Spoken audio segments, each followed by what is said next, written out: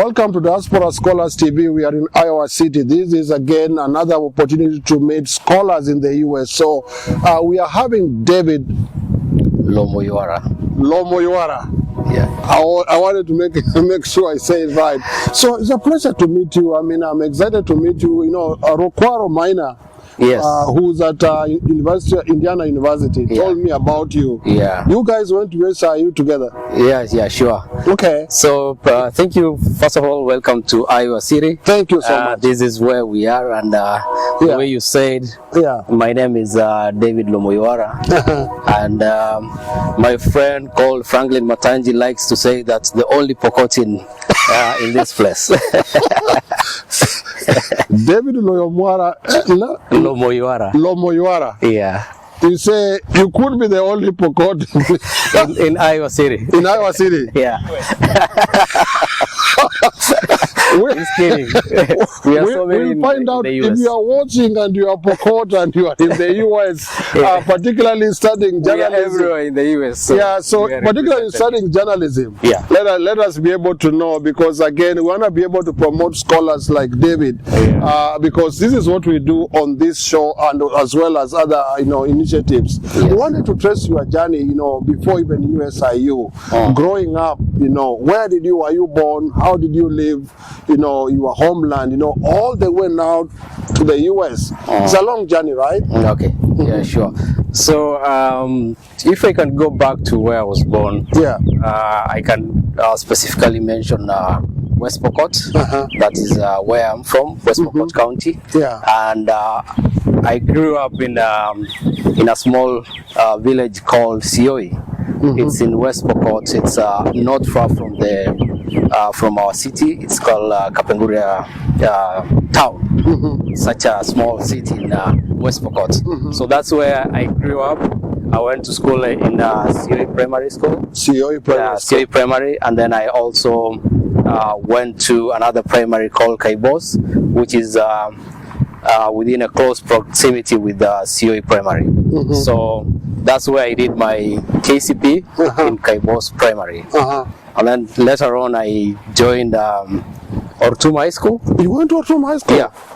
Ortum is a good school. Yeah, Ortum is a nice school, yes. My mom went to Ortum High School those years. And so every time she talks about her school life, yes, she talks about Ortum. Yes. So we grew up.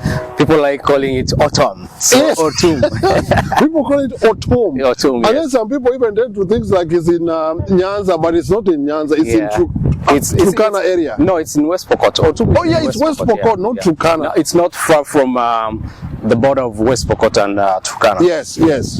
Ortum is a good school. It's a good school, yeah. Yeah, it's a very good school. It's a well-renowned school in West Pokot. It's a well-known school, yeah. So which year did you finish high school? So I finished high school in 2005. That's way back in 2005. Yeah. So when I tell people that it's 2005, they're like, really? I think maybe it's the milk. Yeah. That's when I finished high school. Wow. And interestingly, I finished high school in a different school, not Ortum. Okay. Not Ortum.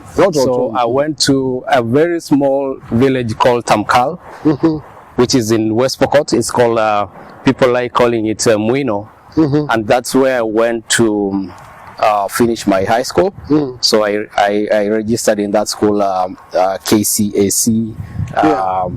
And then probably I can mention one of the persons, one of the people who really mentored me. Yeah, that time is called Kachapin. So Kachapin used to be our principal then. Kachapin? So, so right now is the Member of Parliament. Not Member of Parliament, is our governor, West Pokot. Oh yeah, he's the current governor. He's the current. He's the one who unseated the eloquent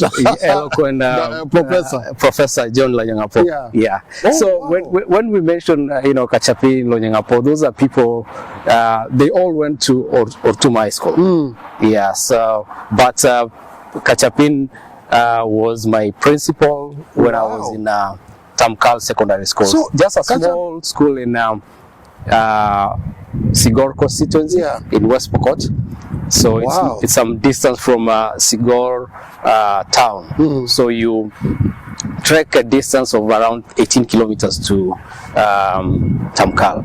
And it's a tough terrain because it's hilly, and a lot of challenges reaching there. So that's where I went to school. You talk of trekking.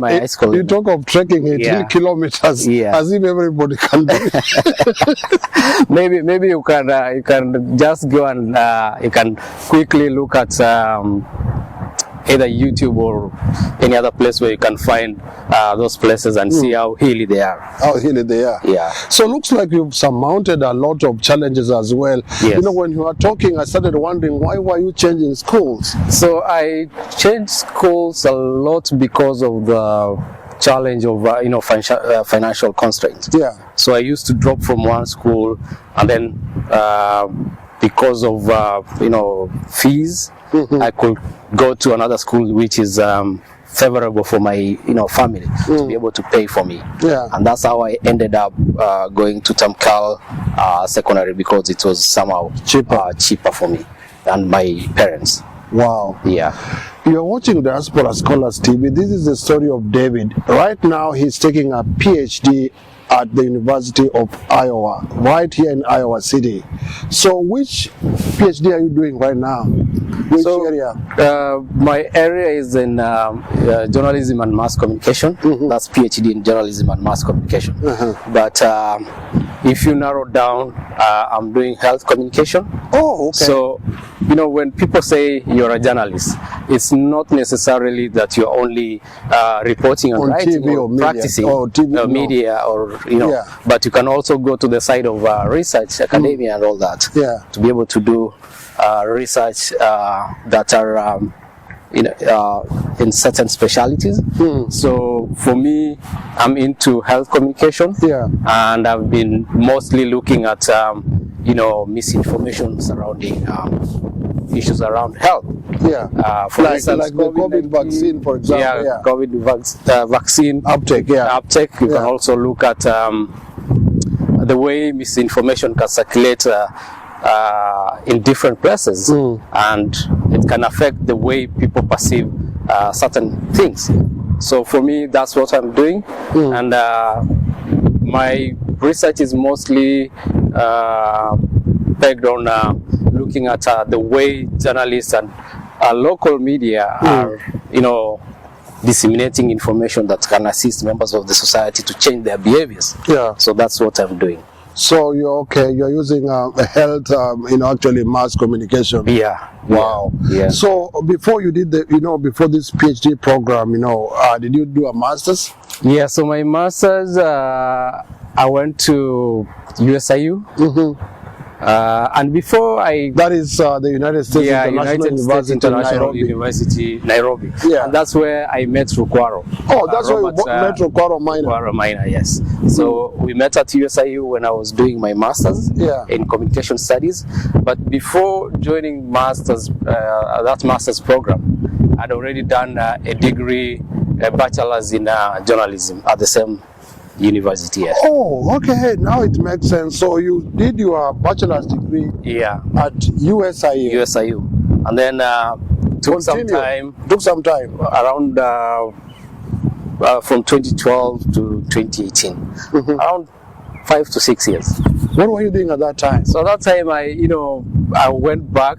I worked for USAID. Oh, you did? Embassy for U.S. Embassy for 1 year. It was the U.S. Embassy or USAID? U.S. Embassy in Kenya for 1 year.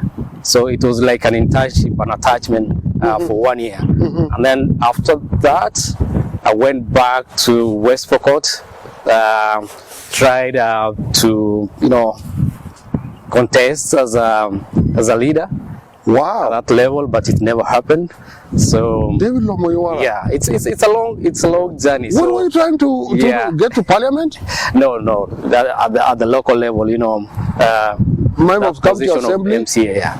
Wow, which ward was that? Where I was born, COE ward. COE ward. Yeah, so I contested in 2013. Yes, but it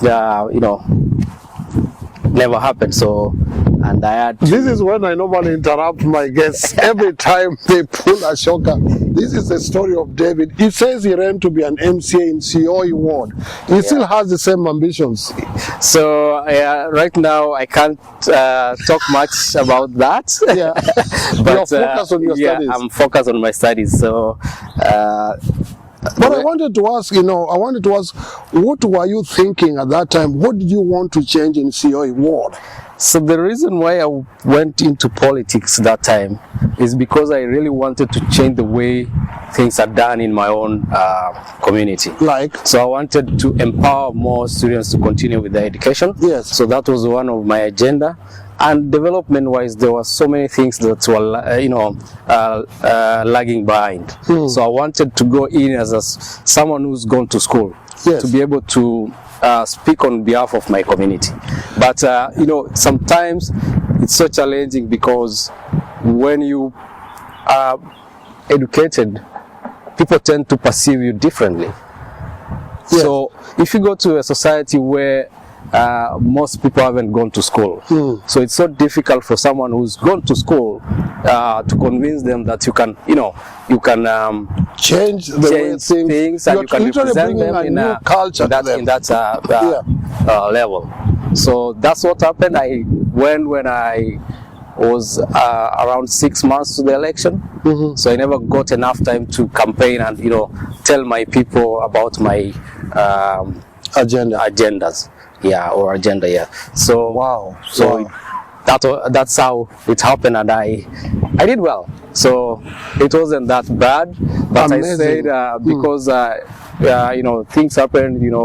So a leader was chosen, and I supported that person at the time. And I said, yes, this is the will of the people. Let's support this person. And I had to continue with my agenda of education is everything. Education is everything. Indeed, education is everything, even to the people of West Pokot. And you seem to have risen beyond those stereotypes of the Pokot community and become a real scholar. Like, some of the people you mentioned earlier, the current governor, the former governor, they all are well schooled. And for sure, this is to demystify the same thing, right? So there's a lot of perception around anyone who's from Pokot community. And that's something that needs to be demystified or debunked. Yes. So mostly when you tell someone I'm a Pokot, you see the reaction. There are even no Pokots doing journalism. That's what they say. That's what they say. But it's not easy. It's not true. It's not even easy to believe that there's a Pokot who's doing this. A PhD. A PhD in journalism. Leave alone a first degree. That's why we do this, folks. Diaspora Scholars TV goes deep into villages, into cities, indeed to bring about and promote all scholars from wherever they are in Africa. Today is the case of a Pokot from West Pokot, West Pokot, Kenya, who's doing a PhD right here in the US, Iowa City, University of Iowa, and we are just getting started, folks. This is just part one of the story of David. He's wanted to be an MCA, a politician. He seems to have those ambitions as well, if you look at him speaking. That's why he mentioned it. At the moment, let's focus on this. Yes, academia, scholarship, and then later on we can talk about politics, but this is the right time to talk about education. My name is Daktari. Until the next episode. Thank you so much. I can't do better than him. He's a trained journalist. Subscribe on this channel, even though it's not as good as it comes from a journalist. Thank you. Thank you. Asante sana. Karibu.